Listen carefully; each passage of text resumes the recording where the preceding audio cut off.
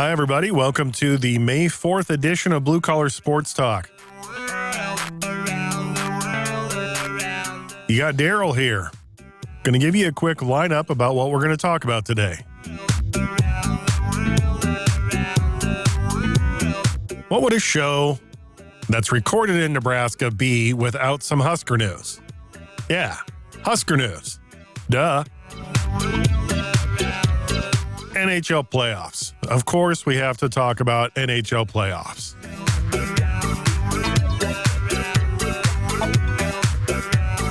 NBA playoffs, baby. Let's talk about some NBA playoff games.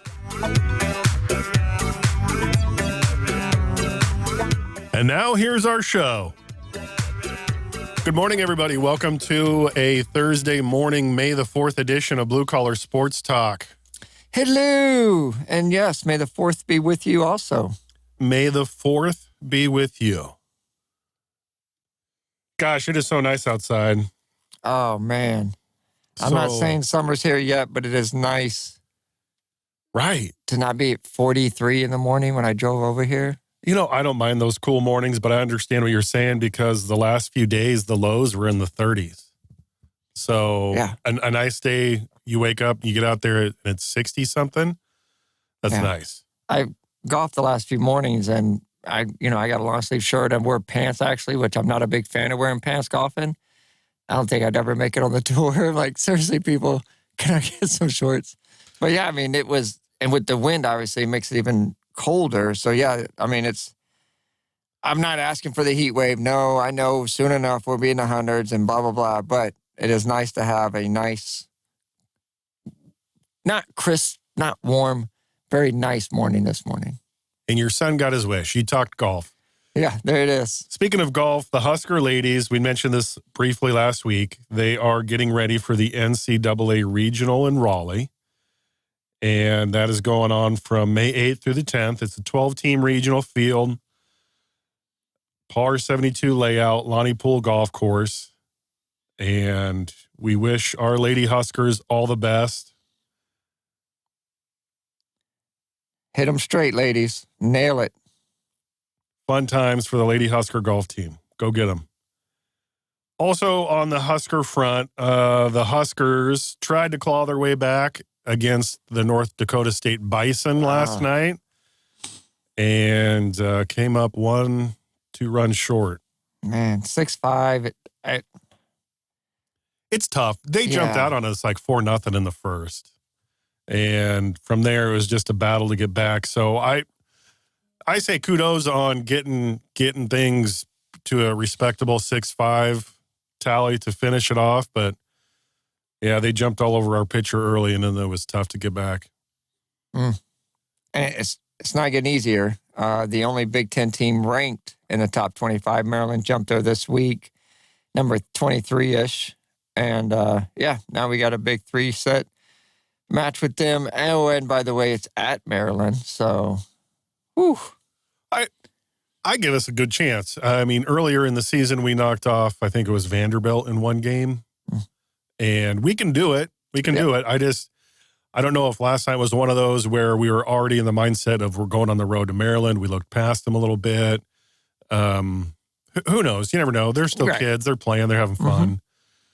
The softball team is at home starting tomorrow. They have Ohio State coming to town to play them.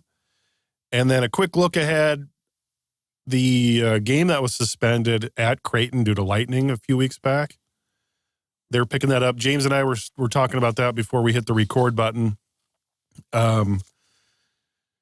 Normally, if something's suspended in the 7th inning, they'll just put a final on it, but this was tied 4-4. Right. So May the 9th, if you are in the Creighton area and you want to go watch the final few innings, I'm sure that'll be a good battle. And then, the other Husker thing. Congrats to the women's volleyball. They did a quick sweep of the Wichita State Shockers. It was that spring match that they played down in Central City, Nebraska. Central City, yep. And then our next match, they're calling it Volleyball Day. at Memorial Stadium, August 30th.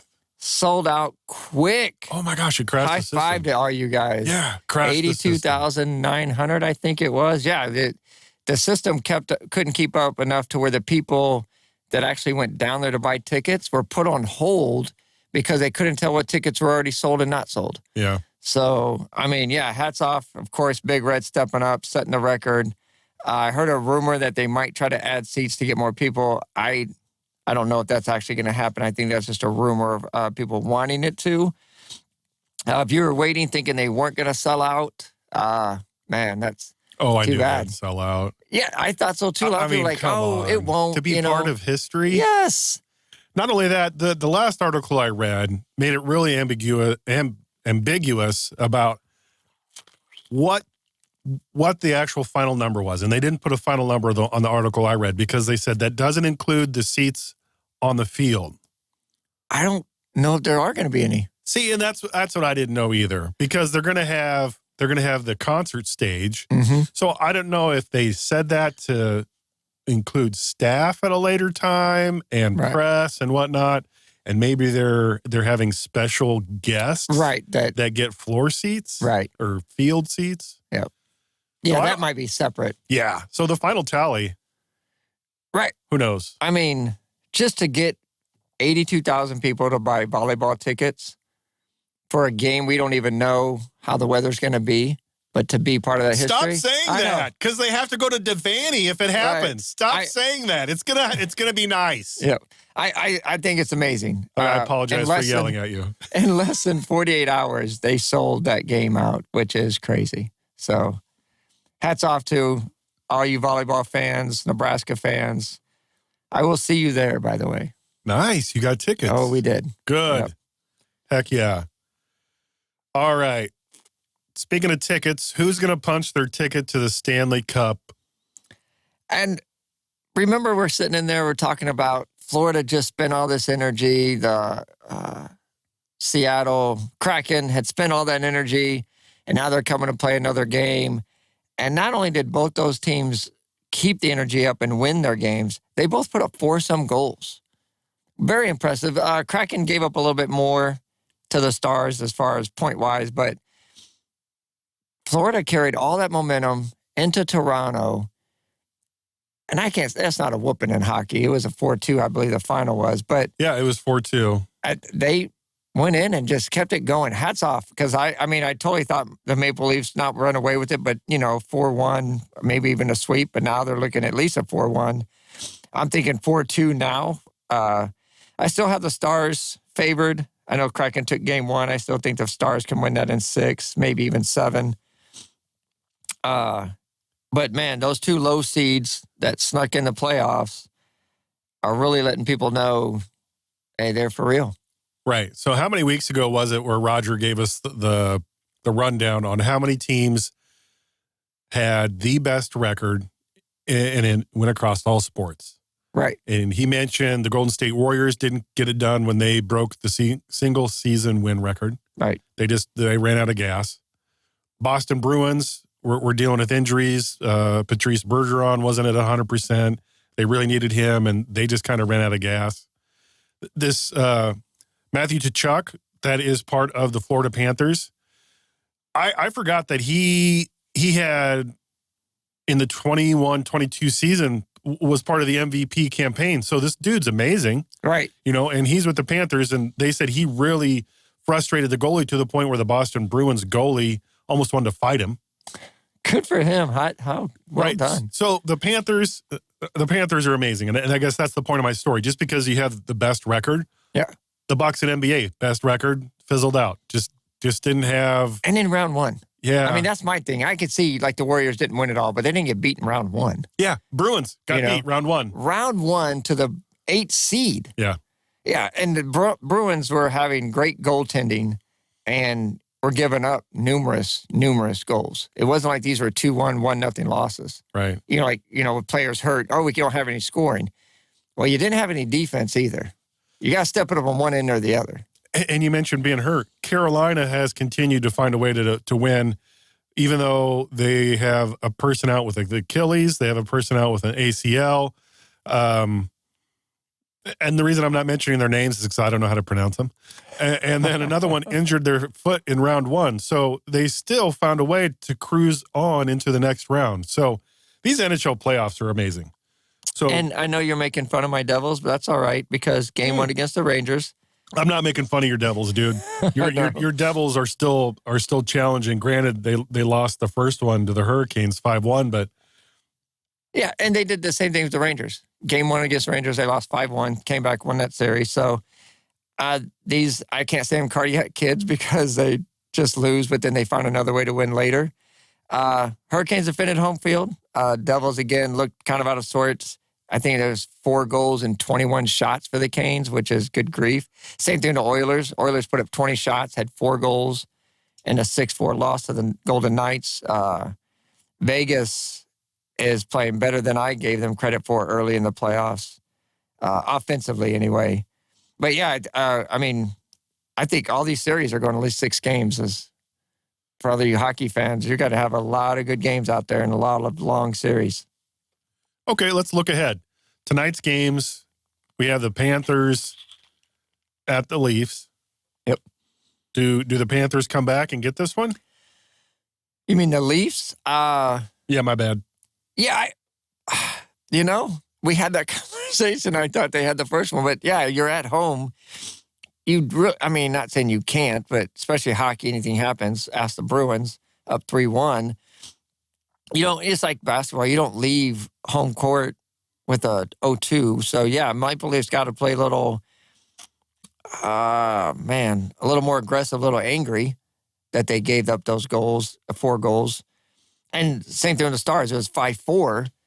But again, you score 4 goals, you expect to win. So maybe if the Stars tighten up their defense, they can win this one 4-3. I see. I'm going Kraken because for some reason I just feel that they are motivated to get it done for some reason. But again, it's flip a coin. Right now, I've been watching the games, trying to get a feel, and it's hard for me to see. Like when you watch, like even when I watch Golden State lose to the Lakers, they had a bad shooting night. Lakers had one of their better nights, like Philly beating Boston in a close one. It's hard for me to see that because I guess because I don't watch the regular season. Which hockey team has that? Oh man, they just seem to be clicking or moving this or that. Because the power plays really steal momentum. A couple icing calls gets that face off in the wrong zone, and nice goal, right? So it's I can't tell. I mean, honestly, they all look even. I mean, watching the game last night, Oilers and Vegas. Vegas seemed to always have the one up. Oilers did their best chance to keep up with them. 10 goals. I mean, that's a lot. That's a lot of scoring. I mean, the fans have got to be going nuts. Yeah. They're not getting 2-1 games. They're getting 8-9 goal games, which is nice. So, yeah, I have no idea. Honestly, I enjoy watching them. I like the battles. And maybe that's what I like is that I can't tell one team dominating or just driving the ball down the field like in football.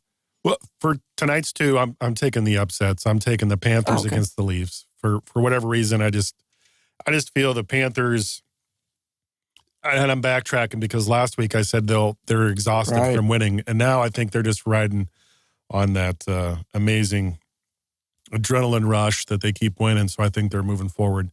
And the Kraken, I just think they're on a roll too. So I'm going the Kraken. I'm taking both home teams. I still believe in the Stars having a good series. And Toronto, it's hard to go against the Maple Leafs, especially in the playoffs. I can't disagree with what you said, though. Mine, I'm just picking strictly because they're the home team and they're down 0-1. And then Friday's game, I'm gonna take the Hurricanes. Yeah, I mean that's got to be the safe bet. Devils seem to be slow starters. It's on the road. Let them have those 2 games, and then we'll go home and defend the home ice. I mean, they're pretty much identical. Both 52 wins on the season. 22-21 losses, 8-9 on the ties, 112 to 113 points. Don't get much even. 5-1's not even. So come on, Devils, make it a little closer this time. And that's the Friday game at 7 o'clock. So I should be able to see some of that one. And then Saturday, the Golden Knights and the Edmonton Oilers. Yeah. I just can't go against the Golden Knights. They're just rolling right now. I liked what I saw from the Oilers. I don't know. Like I said, the Golden Knights are playing great. Well, so are the Oilers. Yeah. I'm right there with you. This one's kind of a 50-50 for me. Does Edmonton get it done? Do they not get it done? I mean, they obviously can score because they did, like you say, put up 4 in that earlier match. But I just think the Golden Knights are a little too much for them. I'm going to say Oilers do make the adjustments. They're definitely faster. If the goalie for the Knights can't keep up, I'm going to give this one. This one's going to be 1-1 tied after Saturday. So, and that's better for us fans. If you give us 7 games, give us more to watch. Oh yeah, giving us more to watch. The NBA has given us tons of stuff to watch this year, either on the court or off the court. We'll leave that as a separate thing. But right now, I would have not have ever guessed the Lakers got past the play-in. They did. I would have not guessed the Lakers got past the Grizzlies in such an easy fashion. Yeah, that surprised me the most. For a team to be, I know they're missing their big guys, and it did hurt them, but still, you still had some other your other scoring, and in Game 7 you didn't even show up. It's like Sacramento and Golden State in Game 7. You didn't even give the fans a game. I mean, early third, and everybody's already, it's in the books. Now to take the first one from the Warriors in San Francisco. Yeah, and it's kind of like the Celtics, and I know we're going to get them in a second, Celtics and Philly. So watching that game, the Lakers and Warriors, I might have got half of it. Warriors moved well. They missed a lot of open shots, and which was odd because they were at home. That's what surprised me. At home, they usually shoot well. They went to the free throw line a quarter of what the Lakers went to the line. Looney had a 20-rebound day. They just didn't shoot well from the outside. And which, flip side, the Celtics, same thing against Game 1 against the Philly. And both those games were close. Well, the Lakers didn't shoot well from outside. They shot 24%, but that's normal. That's to me, that's their norm, especially on the road for them. But it was only a 5-point game. Celtics lose by 3 or 4. I see a Warriors 10+ win tonight. Yeah, the Warriors are actually favored by the Vegas odd makers by 6. Yeah, I could see this easily being a 10-point victory. But if Looney doesn't step up and get just a couple more rebounds, in my mind, that's what broke the game open the last time. Just one more second chance, because the rebounds were 53 for the Lakers and 49 for the Warriors. And not just Looney. I shouldn't pin it all on Looney. Yeah, because I think, I want to say he had 20, but he had 23 rebounds. So if anything, where the hell you at Green was 0? Oh, I'm sorry, not Green. Denny Green, he had 4. Draymond Green, Denny. Draymond Green had 4 rebounds. Right. So, yeah, to me, I'm looking at Green, Draymond saying, dude, you can talk smack and be the big boss under there, but... Well, Poole had 0 rebounds. Mm-hmm. Klay Thompson only had 3.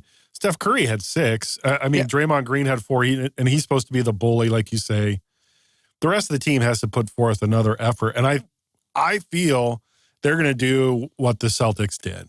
I do too, 100%. And so James texted me last night, and he's like, why are these people still in? And I'm like, well, I don't know. I turned it off, or I'm not watching it at the moment because I recorded the opening for this that we're doing today right now. And then I looked at the score, and we were up by 20-something. Right. So we have talked a few times of, Robert Williams' lack of playing time, and I was wondering, well, maybe his knee is sore and they're trying to minutes manage. Well, then why in a 27-point game, I'm watching it, Pritchard's, and I'm not being mad that these guys are in the game, Pritchard, Grant Williams, Hauser, and all these guys are in there. And I'm like, why is Robert Williams running up and down the floor, jumping, blocking shots, and getting rebounds? If I was so confused, I was like, please, do not get this guy hurt. Get him out. Yeah. Dude, the Philly starters didn't play the entire fourth quarter. So it's not like they needed him. I don't know. Yeah, I have no clue either, but we're going to jump to that game because I didn't watch, I will say, the majority of the third because I was doing some editing. And then I watched maybe the last 6 minutes, which was Hauser, which was Pritchett, which was Pritchard, and Cornette, Muscala, Hauser. Moving the ball, running around, making running plays. Kept the lead. Oh, man. And I love to see that. Yes. So I don't know if he was trying to get Thompson to gel with some of these other guys because he hasn't started him for a while, which is all right. I understand. But the biggest thing that stood out to me was after the game, Doc Rivers. He made 2 points. He's like, yeah, we didn't play very well, but I have to credit their defense. They made us uncomfortable. They moved us off the 3-point line. And to expand on that point, he didn't say it, but the TNT guys did. Harden didn't play to the level that he did the prior game because Embiid's back, and he plays a different game when Embiid's in there. And Shaq said it, Kenny said it, and Charles all said it. He has to do his game. Don't worry about what Embiid wants. This is the playoffs. He's a star. He'll get his stuff when he needs it, and he'll step up. But so are you, James. Do your game. Don't worry about it. And he acts timid when Embiid's in the game, and he shouldn't, because if he did, I fear that this would go 7 if he played correctly. And what I would like to say on that point with Embiid, Harden, we talked the other night, and I said I figured Embiid would sit out game 2 and make his big comeback with the MVP, game 3, blah, blah, blah, all the momentum from the fans. They bring him back this game. But on the flip side, if I'm Doc, and I kind of put this on Doc like you're talking about on the coaching, you tell Harden, hey, Embiid's back in. He's obviously not 100%. We all know this. I don't know if you saw the brace he's wearing. Good grief. He even fell. Right. I'm telling it, we need what you did last night tonight. Yeah. Don't worry about feeding the inside and out. Play like you did last night. And he didn't. Right. And we'll worry about game 3 and game 3. But my other thing is this. You played all season together. Besides injuries here and there. But for the most part, you were together. You should have it figured out by now. Doc Rivers should have it figured out by now. But to me, Harden is out of shape, older, like LeBron. When he had his 2020 game, very next game, in the toilet. Harden, 2 of 14, 0 for 6 from 3. Yeah, something was going on. So throw it on the defense or throw it on out of his sink. A bad night for everybody? To me, that points to the Celtics. But I agree. And this is me going, well, what was it? Was it a bad night for everybody? Or was it a great night for Celtics defense? Yeah. And could be both. Yeah. And when we texted early in the game, right there was the first quarter, we had talked about how their offense looked a little stagnant. They weren't really moving. I said, but the defense looked good. They were in people's faces. They were swiping at balls. They were getting in their grill, which I liked a lot. I was like, okay, they're playing a little more intense.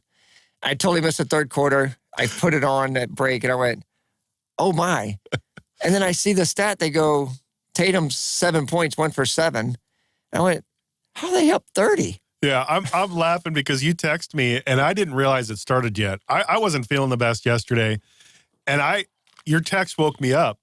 And then, so my text is in response to what they played the previous game. I'm like, yeah, I think they're in trouble. They're playing lazy. And then I go to look at the stats, or I pull up ESPN, and I'm like, oh my gosh, it started already. Oh gosh, it's past 7. So then I quick turned it on, and it was close in the first half. Yeah. But then the wheels fell off for the 76ers. Oh, a 20-point third quarter difference there, yeah. And 20 of 50 from threes for the Celtics. Everyone was hitting. And again, I know I say it all the time over here, and when we're talking, I expect a home team to shoot well at home, especially in the playoffs. That game 1, that was horrible. And Philly had pretty good D, but we saw Tatum miss 3 or 4 layups at the rim, not with no Embiid there, so they didn't have a shot blocker. They let Harden get what he wanted. No one really, put the energy to stop him or get the ball out of his hands, which was very disappointing for a defensive team like the Celtics. So, yeah, this is a good response, and it only matters if you carry it over because now you have to still win in Philly. Correct. And I don't know. Friday's game, is in Philly. So the Vegas odds makers have already set a line of Boston at 1.5 and overs at 214. That's pretty low. I'm surprised the over-runners. Huh. I do like Boston being favored. Embiid, they said, oh, he looked good. He moved well. He said after the game, he feels fine. He's not, I'm in there. That means I'm good. I'm gonna take Boston again, obviously as a homer, but if they play 3/4 of what they can do, they're a better team. They showed against Philly all the time. Embiid still can't beat these guys in the playoffs. I mean, their win the other day was Harden, no Embiid. Embiid still has lost 6 straight to the Celtics now in the playoffs. So as long as he's in there, I'm going to take Boston. Yeah, I go back and forth because this is their first game at home. If they play with Embiid the way they did last game, it'll be an easy win for Boston. But if they don't, they're in for a huge fight. And it looks like the schedule is pretty much every other day. So I mean, the travel's very minimal with Boston and Philly, not that far. So does Harden get the rest he need after playing a full game? Does Embiid's knee swell? I don't know. I like the Celtics. They seem the healthier of the two teams. I'd like to know exactly what's going on with Robert Williams and Joe. If maybe Time Lord has been late to something and maybe or honestly, I'm just speculating. To this day, I hate that. Me. Yeah, to this day, I hate that nickname for him, and I blame Scalabrine. Who cares if he showed up late once, and then all of a sudden he gets that nickname? Right. And then you're using it on a national broadcast, calling him Time Lord. It's not even like a compliment nickname. I mean, when he's inside, people think about going to the paint. I mean, I'm not saying Mutombo-like, but they know he's in the paint. So I love it when he's in there. Again, we both love Al Horford. I like it when he's in there. He's a big threat from inside and out. But I love it when those guys Harden can't go through, Tucker can't get to the lane, Maxey doesn't try his layups because, oh, by the way, Williams is waiting for you. For the Celtics to hold the 76ers to under 90, I believe it was. 89, yeah. Yeah, that is huge. So to me, fact. Hats off to the Celtics figuring out that defense does win. 87, sorry, but yeah. Joe, I don't know if you saw him at the press conference. They said, what was your guys' feelings and stuff after that game going today? He's pissed and mad. Yeah, they should be. Thank you. Yes, you should be. You were at home. You let the fans down with that, whatever showing you want to call it in game 1 of a series. So that was horrible. It was terrible. So tonight we're both taking Golden State. I'll give the points. Like I said, I'm thinking it's by 10. We both agree it might be a bigger game than like the Celtics. You agree, right? This is huge. If the Lakers bully them into another win, if they somehow out frustrate Draymond Green, I mean, how do you come back if you lose both of them at home? They did it to Sacramento. I know. You're right. No, you're right. And you use more energy. So I am taking Golden State at home. I'm thinking they're going to do the exact same thing that the Celtics did. And someone who doesn't get credit because his lineup is loaded, Steve Kerr, in that Sacramento series, numerous times Sacramento looked like the better team. Kerr makes the right adjustments. You lose at home. You lost Game 6 at home to Sacramento. You're going on the road where, oh, by the way, you've only won 9 or 10 games during the season. 11, I'm sorry. And you need a Game 7 win on the road to a team that's been hanging with you. And he made all the right adjustments, made the right calls, has small ball and big ball lineups. I think Steve Kerr is very underrated as a head coach. And, I think he makes the adjustments, and they definitely come out this game. All right. I have the matchup on my phone right now, checking this out, and they have game time decision for Anthony Davis, Mo Bamba, and LeBron James. Hogwash. Crap. Right, because they're playing. It's not, and I think every game isn't it a game time decision for LeBron and AD. They could get out and stub their toe on the tub for crying out loud, and then they're done. So, again, that's the other reason that fuels the reason Golden State takes this at home. Yep. Because Charles Barkley and Shaquille O'Neal said the same thing. LeBron's old. All right. You have a great game. You put out all that energy. You are emotionally spent. You're physically spent. You can't do that in another game. Now, they didn't blow him out, but they used every ounce of energy they had to do this. Yeah. And I think they were saying this morning, 9 of 49 from threes in the playoffs. So he is not hitting it. So right now, Golden State can sag off of him and double down on AD if he wants or hit up Russell. His overall line, the first game was 9 of 24. Yeah. 1 of 8 from three-point line. Yep. But he did have 11 rebounds, so that's where he decided to bully, was under the boards. Right. Yep. And to me... Anthony Davis had 23. So between the two of them, they had over half the rebounds. And, Kerr, me, I'm like, dude, run these old guys. Get up, inbound that ball after any made basket, get back down the court. Any rebound, outlet it, and get it up the court. Golden State, who can't handle the ball besides Looney? We said that about Memphis Grizzlies. Said that about Memphis Grizzlies. Get I go, the Memphis Grizzlies are going to run you guys in the ground. It didn't happen. But it wasn't Lakers D. When I watched the games, they slowly brought the ball up the court. I'm like, dude, what are you guys doing? That's what I'm saying. It didn't happen. Yeah. So what? Well, to me... Golden State's got to turn it on, and I think they do tonight. You can outlet to anyone. Thompson, Poole, Curry, obviously. If you outlet to Kerr, it's going to be side out because he's the coach. Oh, is he? Oh, that must be... My bad. Let me take that play out the book. I know what you meant, Curry. Yeah. And even Draymond, you can outlet to any of those guys. They can push the ball up the floor. Looney is the only one, obviously, is not going to bring the ball up the floor. But any of those other four, you can outlet to them and get it up the court quickly. Even if you don't make a layup, you have to still make the Lakers defense run to get in position, right? I'm trying to bring it up here, the full injury report. Is Andre Iguodala still out completely? Yeah, as far as I heard when Kerr said that. Oh, that's right. He really ripped his wrist apart, didn't he? Okay. Yeah, I think they said they're not even addressing it the rest of the... 2 more weeks, and that was probably 2 weeks ago, April 22nd. They said he'll be reevaluated in 2 weeks. Yeah, okay. I heard unless they make the finals, they're not even going to acknowledge it right now. And I think that's where the Celtics are at with Gallinari. Yeah. I think Steven said even if he gets healthy, they're not playing him. I hope not. Yeah, I agree. That would just ruin the cohesion. Yep. Another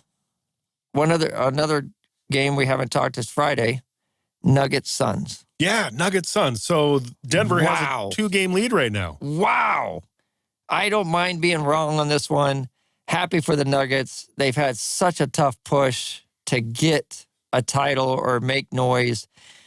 And just like we talked about Boston, they're 2-0 different. They play defense from the time this series has started. And you want to talk about, I don't know about frustrating, but they have put a man on a man. They have boxed out. Surprised me. I'm not going to lie. I would have lost the house. Oh, I would have too. Thinking this, especially game 2, Durant and Booker answering. Wow. I'm happy for, like I said, happy. Suns go at home now, so we'll see if they can respond at home against the Nuggets. But man, the Nuggets look better this series than they did against Minnesota. They do. And like you'd mentioned, defense. When you hold the Suns under 90, I was amazed that you can do that because how? You have Durant. You have all these guys that should give you points. Booker. You have Ayton. You have Chris Paul, who is potentially a game-time decision. And you're supposedly deep. Payne, Wainwright, Craig, Biyombo, Landale. Nobody stepped up other than Booker. Booker and Durant, 24 and 35. So there's over half your points from 2 guys, and then the rest were kind of like, meh, you know? Yeah, and you weren't aggressive. You only went to the free throw line 5 times, making all 5. Denver was 18 of 21, attempting 21 free throws. And then, even the turnovers, 13 and 10. So, there's a 13-point difference there in the free throws. and you lost by 10. You got to be aggressive if you're Durant and Booker, get to the hole, even Ayton. But yeah, only 5 free throws attempt in that game too, which is not ideal. On 95 shots, you went to the line 5 times.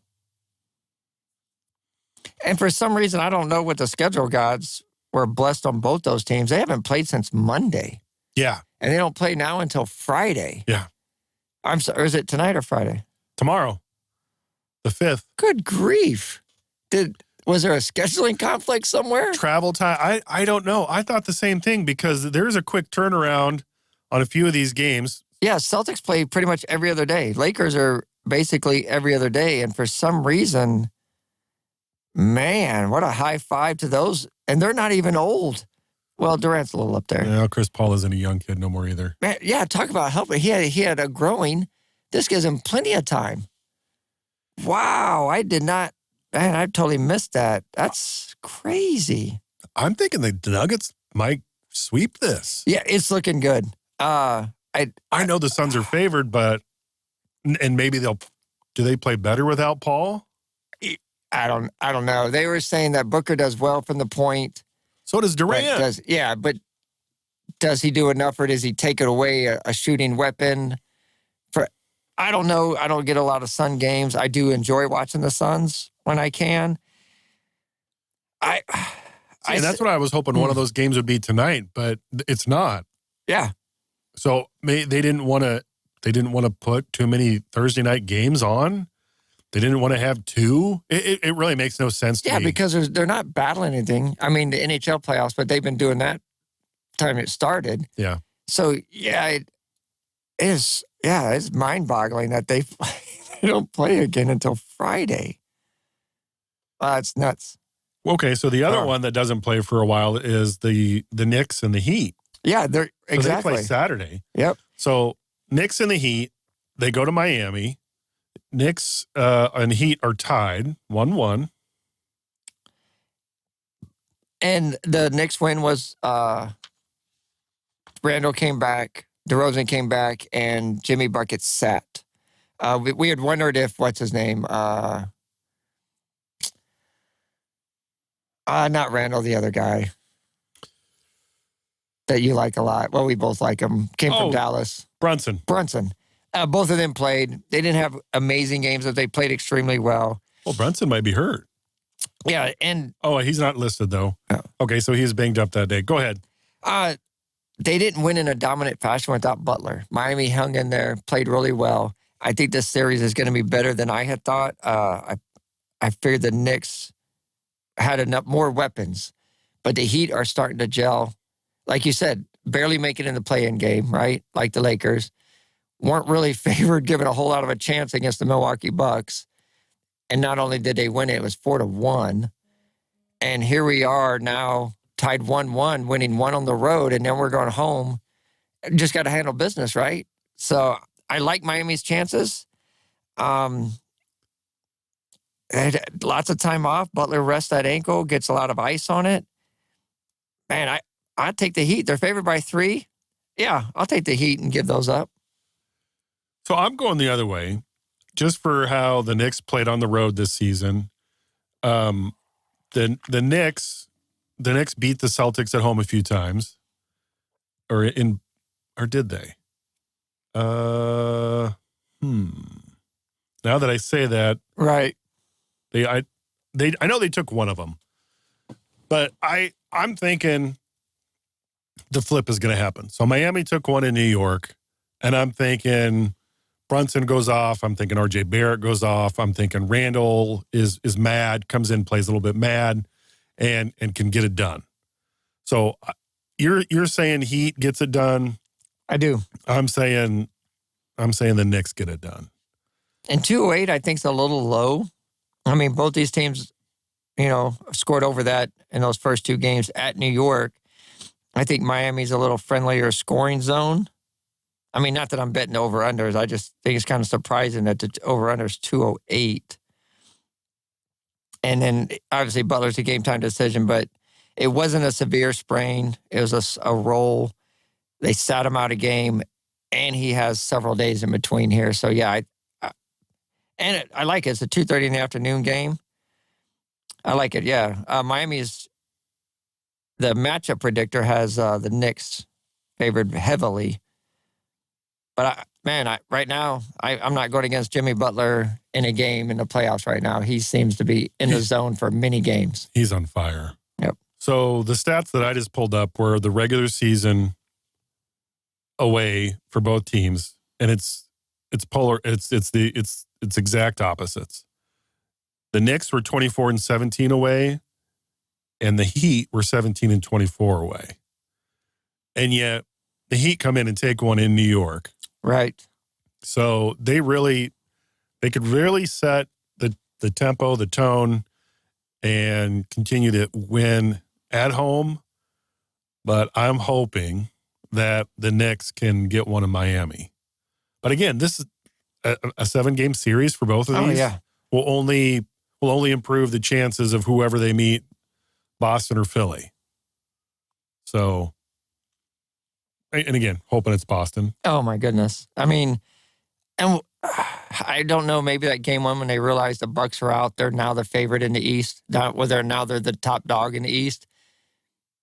Maybe that went to their head and Joe said, hey, I hope this was a wake-up call for you clowns. No one's going to hand you anything. No. I don't know, but yeah, they definitely responded. So we'll have to see, does Miami respond at home like, hey, we're still in this? Or do the Knicks go, no. This is for us this year. This is our year. It's the same thing with Denver. Obviously, you went 2 at home. That's what you're supposed to do, right? As the best in the West, top team. You took care of home court. To me, this is that game where the Suns go, hey, the media that has overlooked us, me and you have tried to talk about them, we haven't. And even to this day, I mean, even when I watch in the mornings, it's the Lakers, it's Golden State, it's the Suns. The Denver gets very little traction.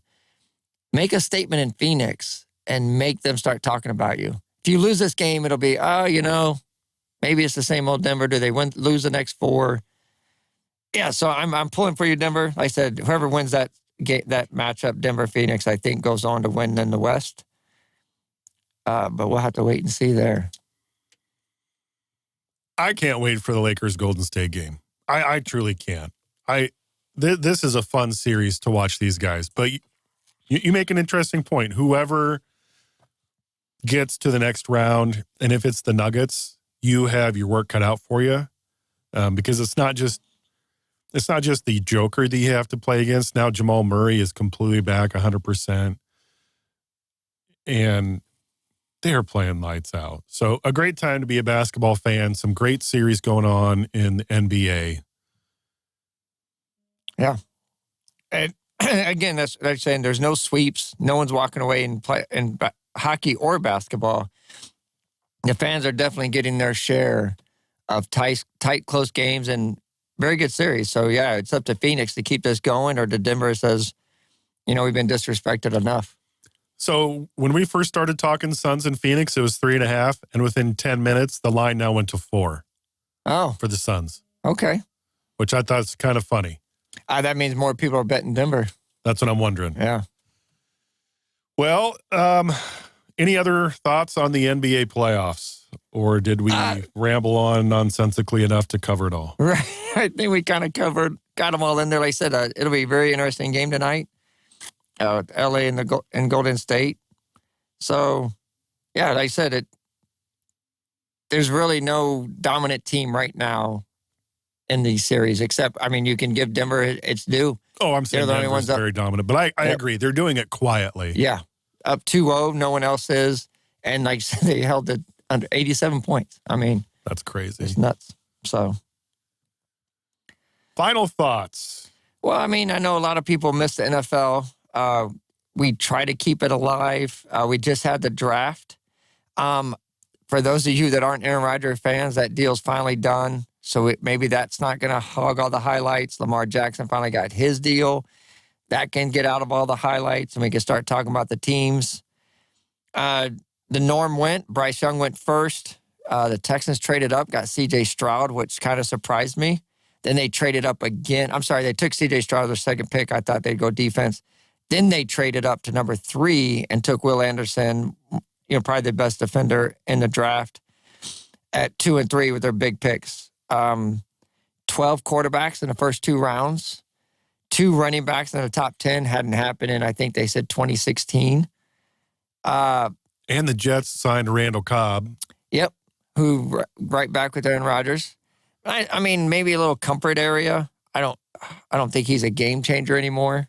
No, but I mean, if he can contribute. Oh, yeah, definitely. And he's a veteran presence. And they got some young wide receivers. So I noticed the Bills signed veteran running back Latavius Murray. So there's still a lot of signing going on in the offseason, and it's fun to see which team does, which team doesn't. Yeah. And the Chiefs re-signed Jerick McKinnon, but declined the option on Edwards-Helaire. Yeah, well, injuries is my guess. And like we said, running backs, I'm not saying they're a dime a dozen, but you don't need a 1,500-yard guy anymore. Those Adrian Peterson, Derrick Henrys aren't. And if you don't stay healthy, they're not keeping you. No. Yeah, it's not worth throwing all these millions of dollars at you. Detroit went and got Giddey, which I think is going to be a great pick. I'm sorry, not Giddey, Gibbs. I was thinking of OKC. The running back out of Alabama who hasn't had a whole lot of carries under his belt right now, but I think he's going to work out well in this new kind of spread them out Detroit offense and move it down the field. And by the way, they picked up Jack Campbell, that linebacker from Iowa, who's all over the place. They made really nice adjustments. If you're a Lions fan, that's been a long time coming for a playoff win. I mean, to me, it's going to be Detroit, Minnesota in the north. Bears and Green Bay will be at the bottom, unfortunately. I think Detroit made enough moves that they're really going to have Minnesota scared this year. Yeah, and as a Broncos fan, another new coach, another new system, in my mind, another year at or around 500. So there's a lot of other teams that I enjoy watching. It's just, can the new administration can the new coaches get everything that is still in Russell Wilson's mind and body out, right, and get them to play without having the fumble machine in the first two games there, who is a great running back, but just killed him literally right on the goal line, fumbled it away a couple times. So he's not there. And they got Marvin Mims, that big wide receiver out of Oklahoma. They didn't have a first-round pick because of the trades and all that. They got an Oklahoma receiver they traded up for. And then they went defense, and then they got a center late in the 7th round. But, I mean, I didn't think the defense is what hurt them last year. No, it wasn't. Right. They kept the scores all, for the most part. A few games got out of hand, but for the most part, they were all in them. Mm-hmm. And 3 of their 5 picks were defense. Marvin Mims would be a nice addition to help out. Russell Wilson. But, I didn't even give him much O-line help. So we'll have to see. Peyton must know something because, like you said, he wasn't taking the job unless he was able to pick the groceries. And so this draft had a lot of him on it. But also the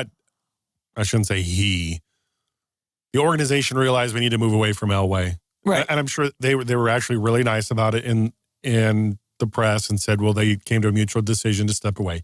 Yeah. Yeah, the mutual decision is, John Elway, you got to go. Yeah. So hopefully, yeah, you're right. He can get it done as the coach and general manager per se, because even if they do hire a general manager, you still got to go through him to get it all done. Yep. Bengals, I think, had a really nice draft. They were ranked one of the top drafts. They addressed secondary. They got a corner and a safety early and a defensive end for the pass rush to put pressure on the other quarterback. Then they went offense. I mean, they gave Burrow more weapons, 2 wide receivers, and that running back, Chase Brown of Illinois, that Nebraska, we know he ran all over us. He does have a lot of miles on him. I'm kind of worried about him because he was there 5 years, so I don't know how much tread's left on those tires. Then they went a punter and then another corner. So you Cincinnati fans, Greg, I think they did really well. A little O-line help would have been nice for Burrow.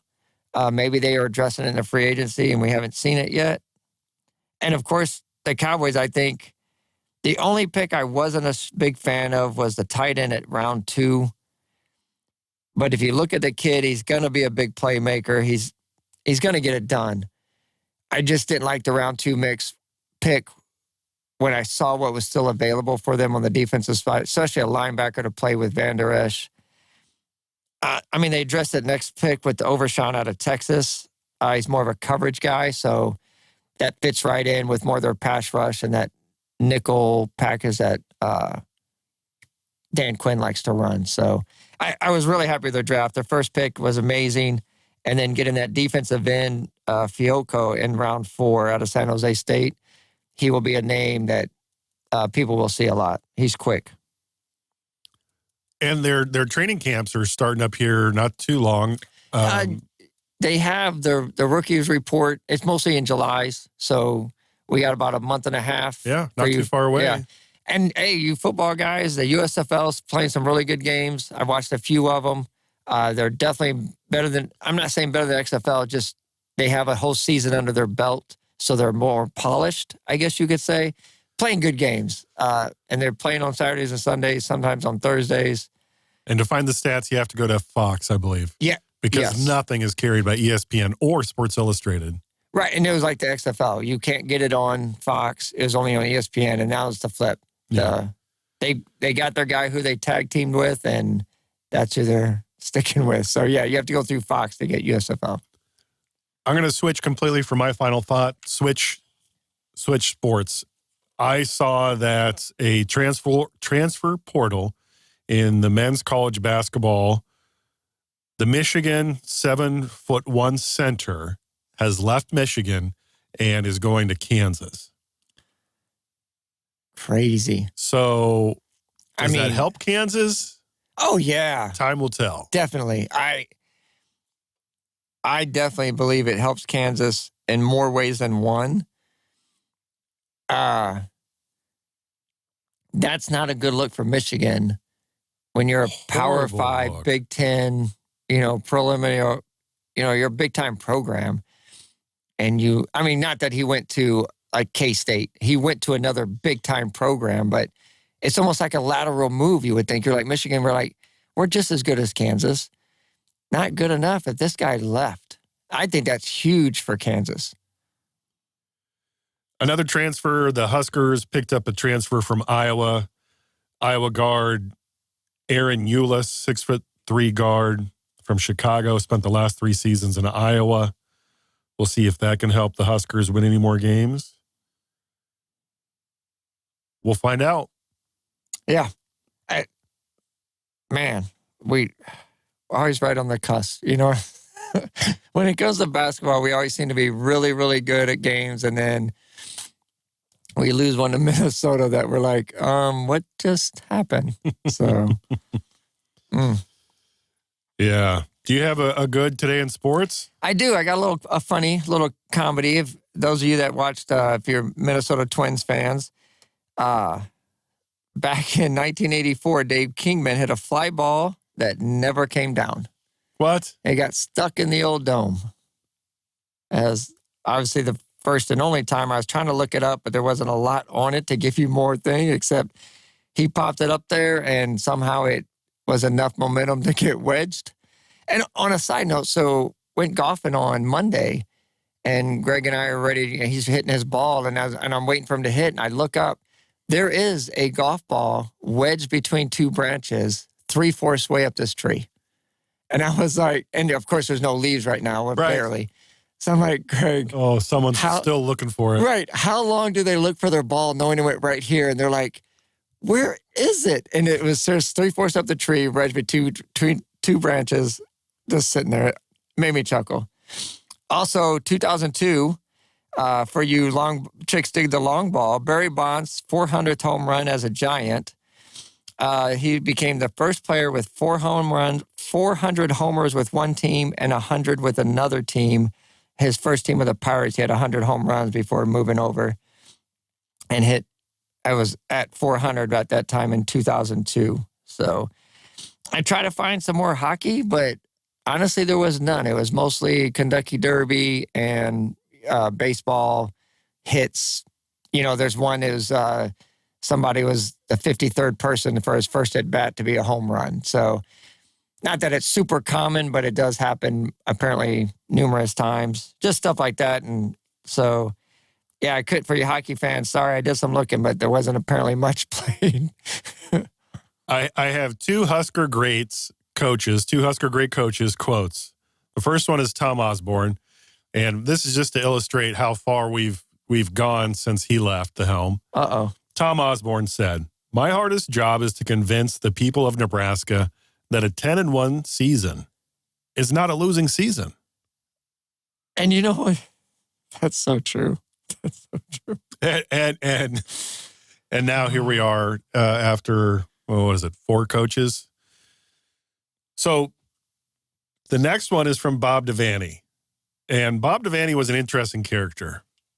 This is the quote from Bob Devaney. "I don't expect to win enough games to be put on an NCAA probation. I just want to win enough to warrant an investigation."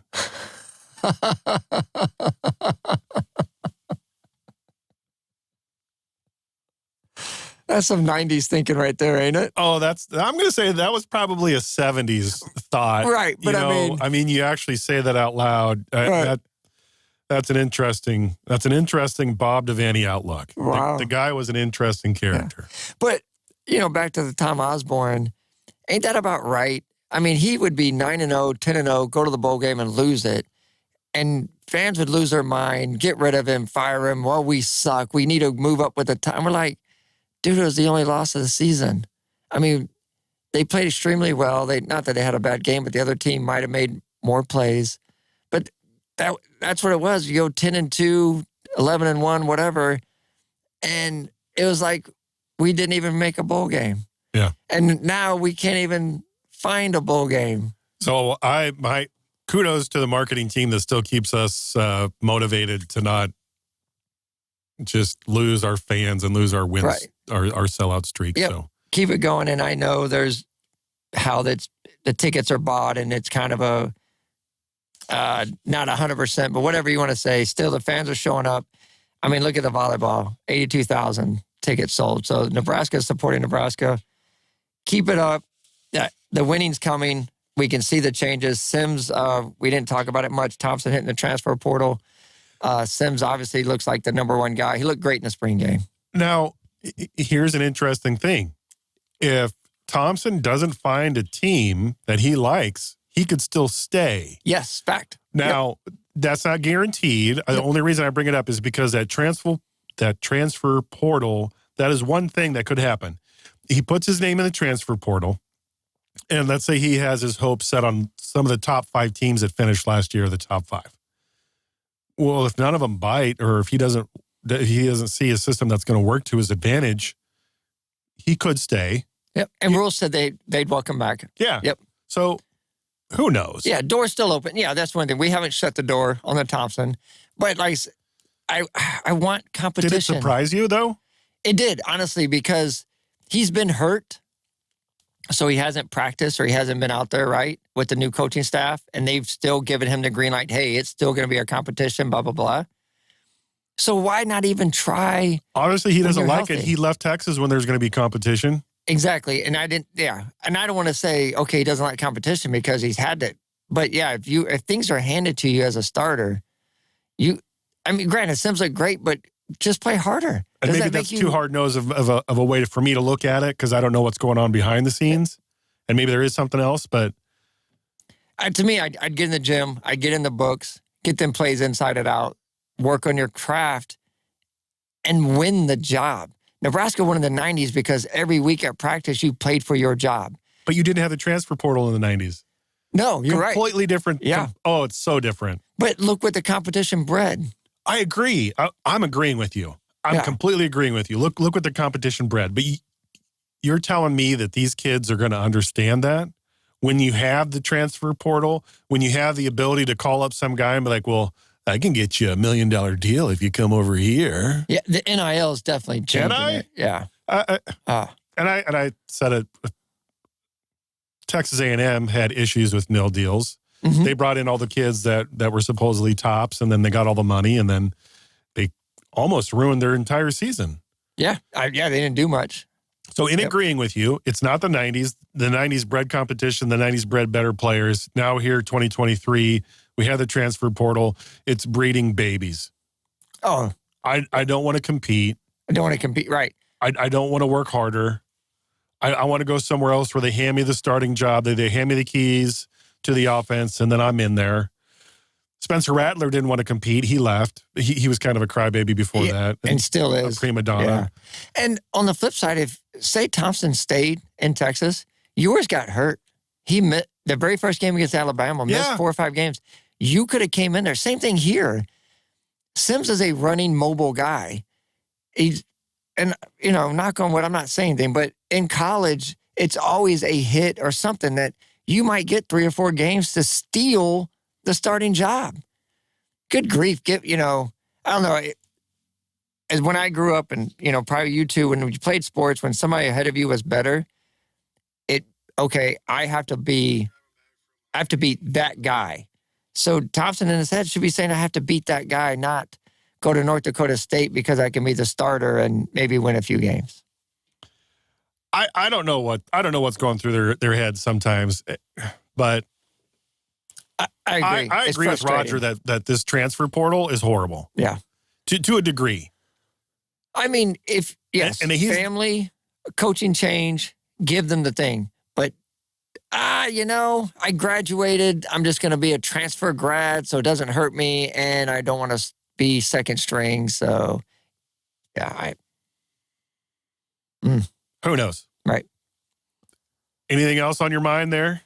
No, I think that's good. Yeah. Yeah. Ladies and gentlemen, thanks for listening. I'm Darrell. See ya. Go watch some sports.